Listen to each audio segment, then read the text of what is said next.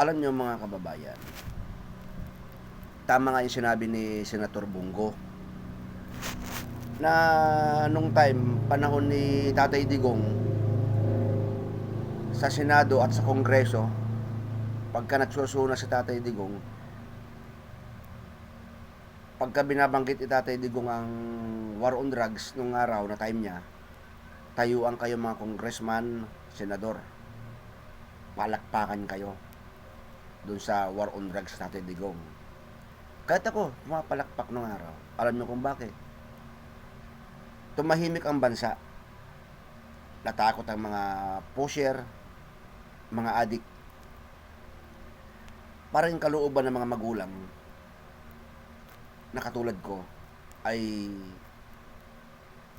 wala ring takot lumabas kahit gabi, kahit yung mga anak ko, dahil nga tahimik yung ating bansa nung si Tatay Digong ang nakaupo. Bakit ngayon parang nagmumukhang nag-iisa Tatay Digong ngayon, parang wala siyang kakampi, samantalang nung araw kayo mga taga-kongreso, taga-senador, senado, halos pumalakpak lahat, ngumiti ang mga tainga ninyo doon sa war on drugs Tatay Digong.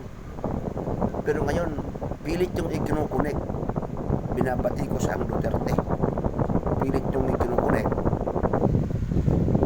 ang Tatay Digong sa mga AJK.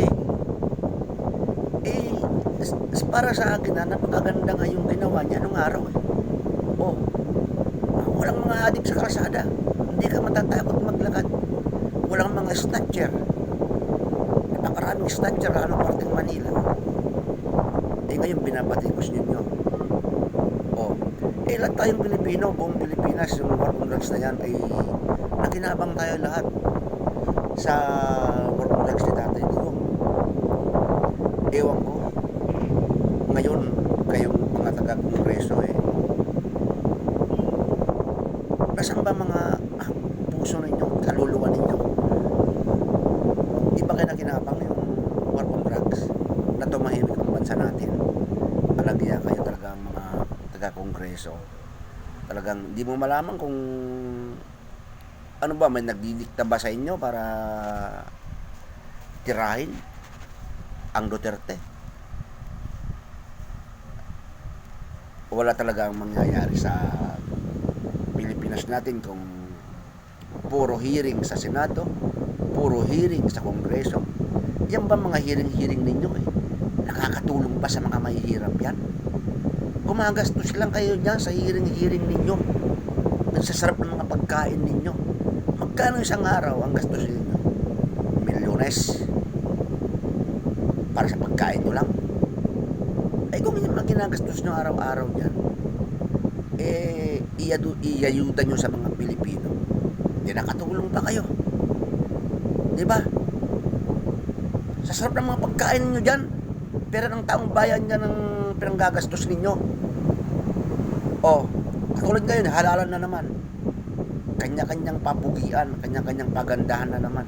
Sinong magaling at politiko, sinong magaling sa inyo?